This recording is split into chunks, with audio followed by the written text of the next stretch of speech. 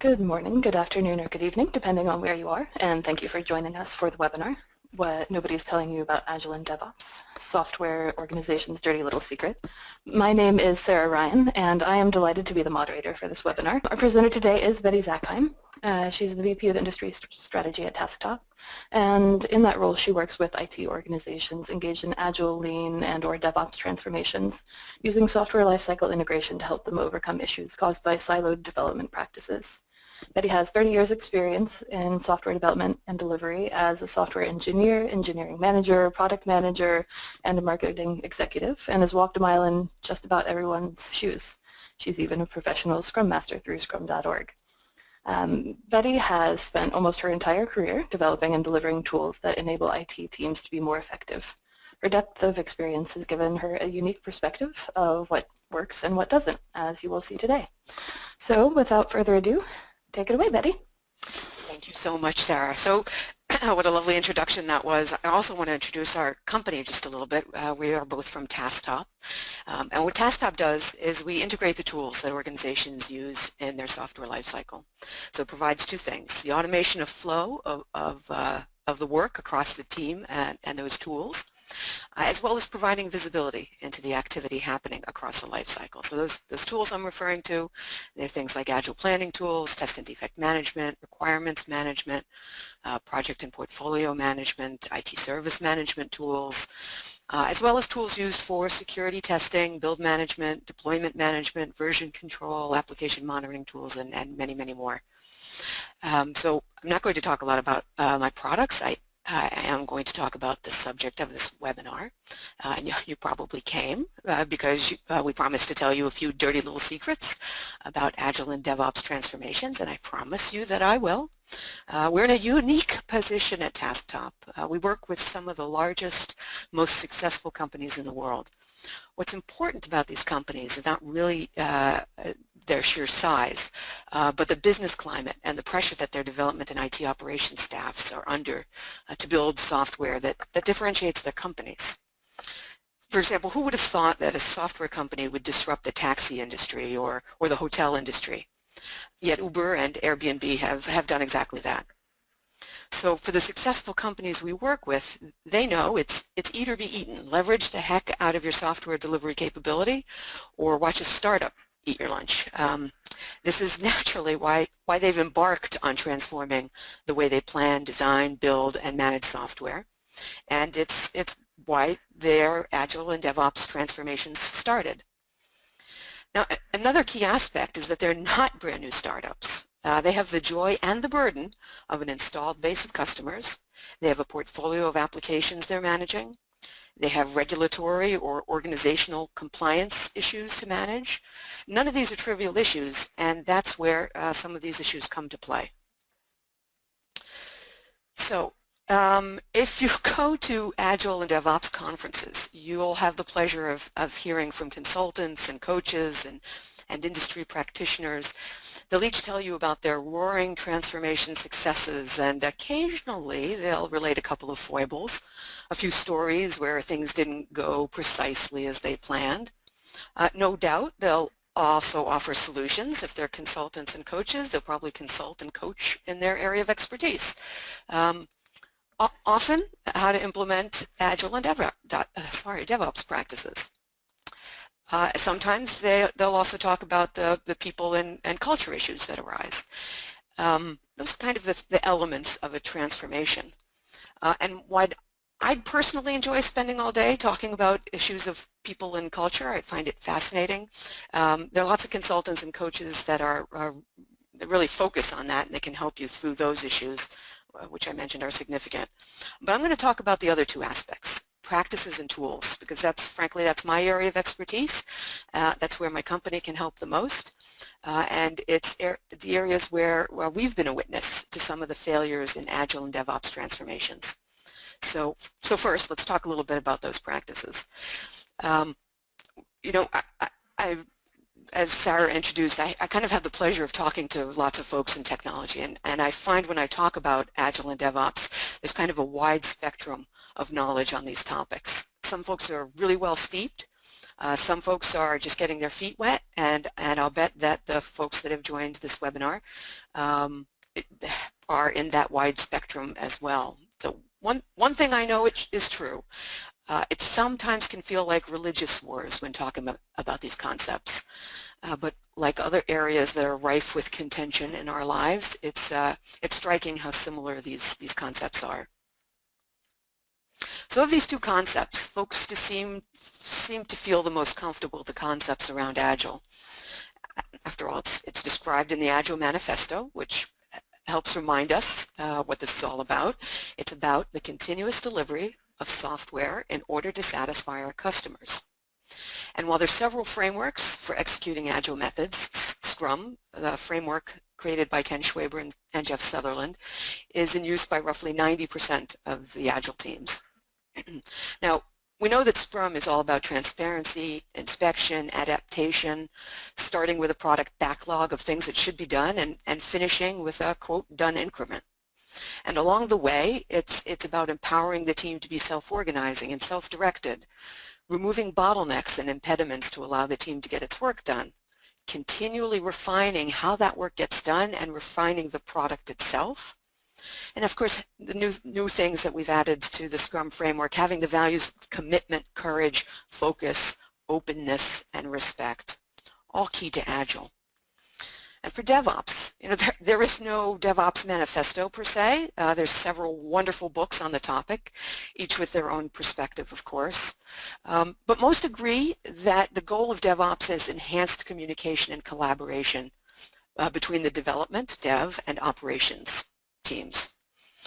And most also agree that it's a change in culture and thinking. It's a big idea. It's a thought that we should move away from development throwing code over the wall at operations to a more cooperative, collaborative way of continually delivering software. It does emphasize people and culture, as well as the liberal use of automation to remove waste and bottlenecks. So there's a lot of overlap, as I mentioned. There's more similarity than dissimilarity across these concepts. They both center around the continuous delivery of value to customers, something that I always come back to. So to do that, of course, there are notions of creating a culture of change where highly motivated and empowered people can be their most successful. If we give them an environment where you're letting them do their best work by collaborating and being self-directed, remove bottlenecks and impediments, stop wasting their time with needless overhead, manual processes, and outdated information, continually monitor what you're doing so you can continually improve what you're doing. That's how you get people to do your best work in any human endeavor. But in software delivery, it's so that you can successfully and repeatedly deliver value to the customer. Now, where you start and which of these notions is more interesting to you in your organization depends on what you want to accomplish first. But I'd ask you to look at both of them, realize the similarities, and consider where you may run into impediments and pitfalls. And given that, let's start talking about some of those dirty little secrets. So as I mentioned earlier, 90% of organizations who say they're using Agile methods are using the Scrum framework. As a licensed professional Scrum Master, you shouldn't be surprised to hear me say, that's great, that's great. I fully subscribe to the roles and artifacts and events in Scrum, a couple of which are illustrated here, with starting from a backlog of work to be done and ending with that so-called done increment. But the execution of the elements around this framework is where things get a little dicey. In order to support their Agile transformation, organizations realize they need a way to manage that backlog, so they bring in an Agile planning tool. And because the Agile Manifesto says we value individuals and interactions over process and tools, very often they basically choose to ignore some of those tools that they've had and been using and have been in place for years. In fact, if you go to an Agile conference, you may hear stories of how a rising star software development team created a very lightweight tool chain and were able to accomplish great things. And you may think that if Atlassian or Facebook or others can do these things, well, so can we. But you really need to consider if you're anything like Atlassian or Facebook. Now, these two companies are public companies, so they have compliance issues to deal with that they didn't have when they were up-and-coming private companies. Is your company private? Is your company in a regulated industry? Does your company have a broad application portfolio? If any of these things are true, you are operating at scale and you have a lot more to think about than a smaller, private, younger company. So let's get back to our story about the backlog and the Agile planning tool. How does that stuff, all that stuff, get on the backlog? What happens after the done increment is done? Where do these backlog items come from? Well, they come from folks that aren't necessarily on the Scrum team per se, because what happens in a large organization with development at scale is some amount of high-level planning. The business and PMO determines high-level business initiatives, establishes funding, creates business epics. Business analysts create requirements, their enhancement requests and defects from previous versions, trouble tickets that come from the service desk, and frankly, someone, not so lovingly, takes them from wherever these artifacts are created and enters them into their Agile planning tool. And that's a huge mistake that's made. Bringing in an Agile planning tool without considering the connection to the rest of the life cycle. Because as much as we'd like our Agile teams to be self-contained and have all the skills necessary to get their work done, the reality is that there are other specialist stakeholders that are not on that development team.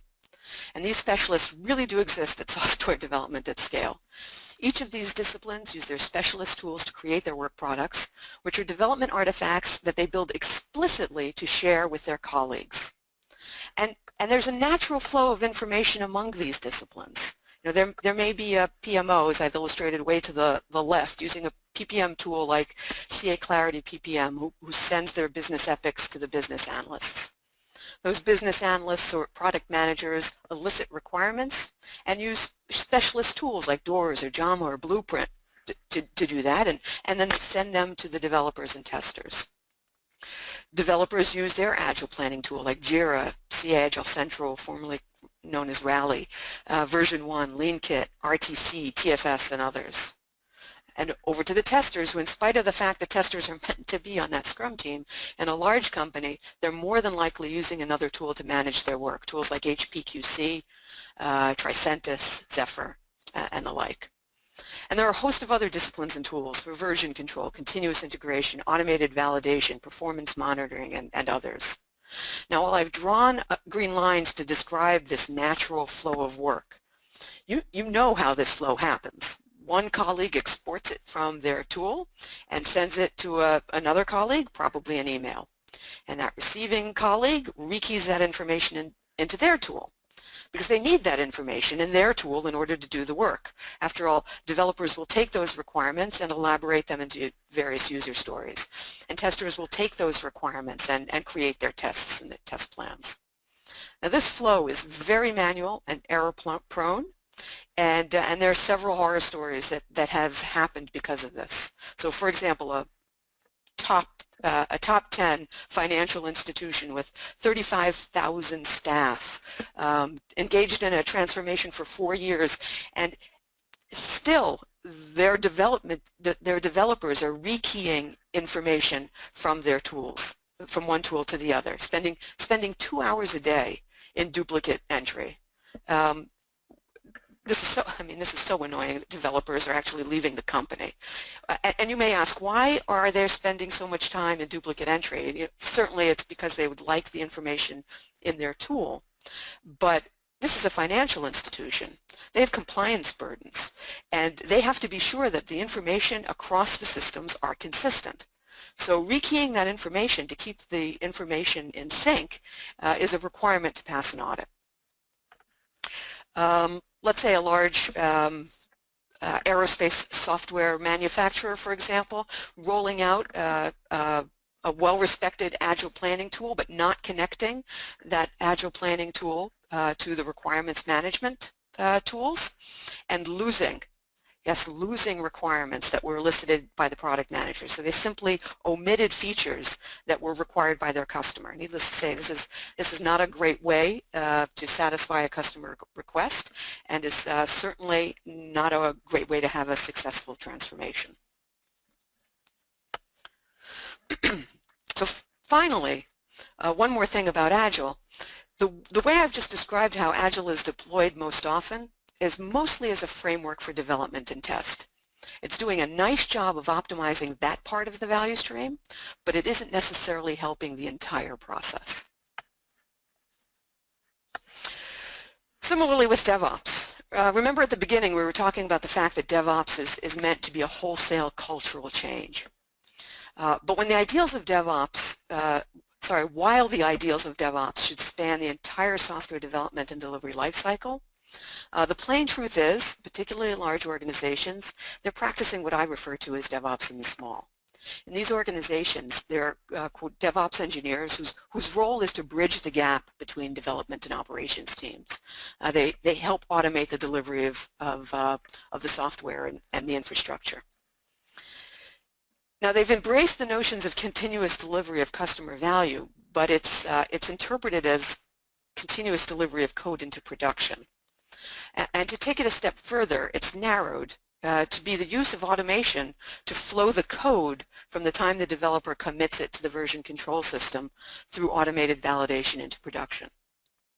Now, one interesting observation is this automation, the automation tools used in these DevOps initiatives are doing a great job of increasing the velocity in this part of the process, but what they're doing, frankly, is putting more pressure on the dev team because the dev team becomes the bottleneck.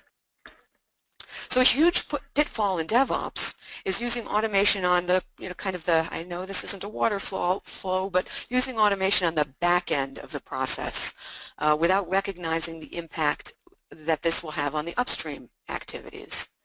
They've reduced bottlenecks, for sure, say using automated validation suites instead of manual test. But they haven't removed the bottleneck from the entire process. And if you're a devotee of the theory of constraints, as I am, you understand the entire process is constrained by any bottleneck in that process. So you may be able to move code from version control into production several times an hour, but are you delivering additional customer value? Not if your development team is somehow constrained. So at the end of the day, we intended our transformation to increase our ability to satisfy customer requests. But what we've done are local optimizations. We've improved development and test with Agile. We've improved the delivery of code into production with DevOps, but we're not optimizing the entire process. We've lost sight of the fact that the idea was to deliver customer value. Not just to have 2-week sprints, not just to automate code into production, to deliver customer value. Now, it's not that we're evil, and it's not that our tools are evil, but when these tools are busy making the individual disciplines more productive, they're also doing nothing to help optimize the whole process end to end. As I've said, we've lost sight of the fact that the process is all about delivering customer value. So here's my suggestion. Take a value stream approach to software delivery. First thing you're going to ask, if you were unmuted, is what is a value stream? It's a concept from lean manufacturing and lean software. We don't really have to think too deeply about where it came from. We only have to think about what it represents. It's a sequence of activities an organization undertakes to deliver on a customer request. It kind of sounds like software delivery lifecycle, doesn't it? So what I suggest is that you take those disparate tools that are putting barriers among your colleagues and integrate them together. By integrating these tools, you bring down the walls around these activities and initiatives and create one unified value stream. You use automation to flow the artifacts from one colleague to the next, and at the same time, because you've integrated these tools, you get visibility across the entire value stream. So by integrating these tools, the lines that the little green lines that I talked about before, they represent the natural flow of work. When you integrate them, they're actually automated. So every time an artifact is created or changed, that change is reflected in the other tools. For example, when a business analyst is done creating their requirements, that information is automatically mirrored in both the Agile planning tool and the test management tool. When a tester finds a defect and creates a bug report in their test management tool, it's automatically mirrored in the Agile planning tool. Even better, when a developer starts work on that bug and changes the status of that issue in their Agile planning tool, say they change that status to in process, that change is reflected back to the test management tool. So that the tester can see what's going on. And better still, all of these state changes can be recorded in a central database. So that's how you get visibility. You basically collect information about the status of every work item as it changes across all the tools. This lets you create dashboards of consolidated data across the value stream. For example, the status of every defect, even if you have several defect tracking tools. Let's say the true cycle time of a trouble ticket reported at the service desk. When did that trouble ticket get opened? When did it become a defect on the development team's backlog? When was it fixed? That fix tested, put in a build, the build verified, and that fix put into production. Where is the bottleneck in that flow? Was it sitting in the development team's backlog for days, or was it fixed quickly and for some reason it didn't get deployed into production? Now you're getting to the heart of DevOps. Now you're finding those bottlenecks. Anyway, I wanted to give you a quick illustration of what this automation looks like. So forgive my animation that's coming up, but we're going to take a look at this part of the process. The business analyst creating a requirement. It flows to both the developer and the tester. They do their work, etc. Let's take a look. So here are the tools we're going to use as the example: the requirements management tool, the Agile planning tool, test management, and some sort of automation. Automated validation, say a security scanning tool or a code scanning tool that's looking for security vulnerabilities. The BA creates a requirement, it's approved, and it's automatically mirrored as an epic in the Agile planning tool. It's also mirrored to the test management tool. The developer elaborates the epic into a few user stories. I've only just illustrated one here. And that story is automatically mirrored to the tester's tool. That tester needs to see that user story. The developer does a bit more work, say creating some tasks that they don't necessarily have to be mirrored to the test management tool. The tester creates tests. They don't necessarily have to be mirrored back to the developer's tool, but they do need to be run. And in the process of running the tests, the tester finds a defect. That defect is automatically mirrored onto the Agile planning tool, back to the developer's backlog. Now let's say the developer has a question. They may type that question in the comments field in the defect report. It's mirrored back to the tester who sees that question, which they may answer by, let's say, answering the question, attaching a screenshot, and all of this is mirrored back and forth between the tester's tool and the developer's tool. Each of these practitioners are using their tool of choice. They're communicating in context via the comments and the attachments in the defect report that they're seeing in their tool. Okay, so back to our story. The team also has a set of automated tests, as I mentioned, maybe a security scanning tool. That security scanning tool finds a vulnerability, and it's mirrored. I should mention first. So the security scanning tool, they usually have log files, but they don't very often have robust issue tracking capabilities. So wouldn't it be great to have that vulnerability actually reflected as a defect in the test management tool? If, for example, the test management tool is your system of record for all defects. Now, that way, the chief information security officer's nightmare of his team finding problems but losing track of them and the development team not actually fixing them, that nightmare goes away because those vulnerabilities are managed as first-class defect reports. And of course, you guessed it, that defect report is mirrored back onto the Agile planning tool.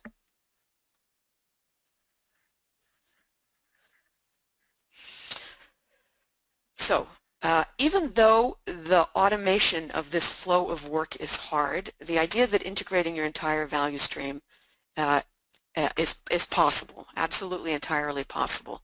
And it is about creating this environment where you have increased visibility, where you can have coalesced metrics for management, optimization, and governance.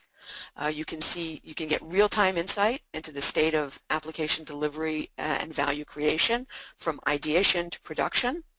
You can have automated traceability reports, consolidate dashboards, and the like. And you're doing this through this automation, which also increases the team effectiveness. Because as I described, there are real-time updates of status and comments and attachments. It's a frictionless flow of information across this value stream. It eliminates manual work, that rekeying that I mentioned, including an information scavenger hunt that you always engage in when the information you're looking for is in your colleague's tool and not in yours. It increases collaboration with the stakeholders all remaining in the tools that make them the most effective. It can increase collaboration with vendors and contractors when you actually automate the flow between your vendors, your contractors, and your organization. Absolutely increases velocity, reduces errors and rework, establishes this kind of traceability across the tools, and frankly increases practitioner efficiency and satisfaction by removing a lot of that administrative overhead that drives people insane. You can also create a very flexible tool infrastructure this way. So, for example, 5 years ago, did we know that Jenkins was going to be as popular as it is today? Vendors are continually bringing out new and excellent tools, and you want to use the tools that are best for this job. By creating a value stream that's much more flexible in the tool infrastructure, you can easily bring in new tools and replace tools that you no longer want to use.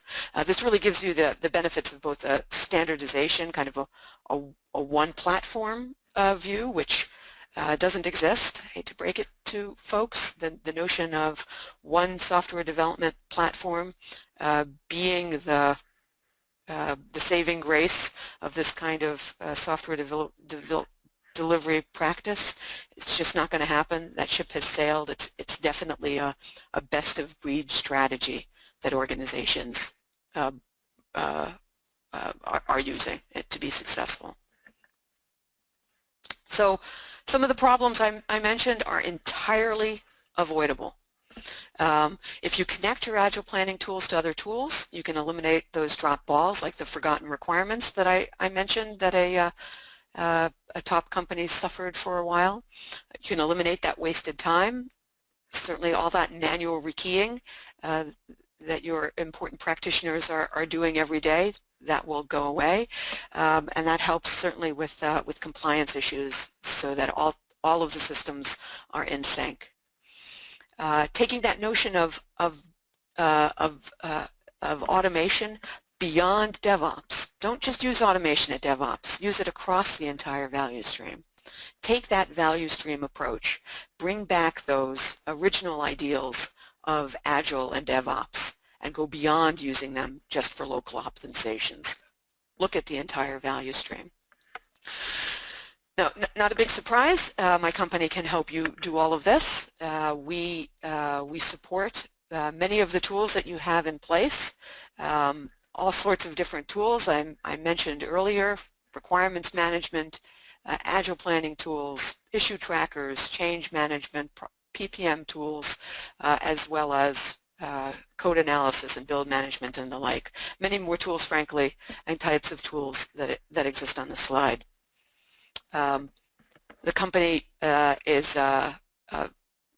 very fortunate to have amongst our customer base some of the very largest, most successful organizations out there. We're also very fortunate in that we have strategic partnerships with a lot of these tool vendors, which allows us to get the kind of information we need in order to create the robust kind of integrations that you will need in order to integrate your value stream. Support a broad variety of tools, as I mentioned, but we also support a a great number of the versions of those tools as well, because most organizations frankly have multiple versions of those tools, sometimes very old ones. And the way we build our products, we certainly use the APIs of these tools to do the integration, but we have an amazing test infrastructure that tests against live endpoints constantly to make sure that that the integrations that are built using our tool are robust, and nothing happens when the vendors roll out new versions that will break the integrations that our customers have. So that wraps up what I was going to say for the content. I think that is all we have for you today. So again, thank you, Betty, and thank you, attendees, for joining us today. And that is all we have for you today. Thank you very much. Thanks so much, Sarah. Really enjoyed it.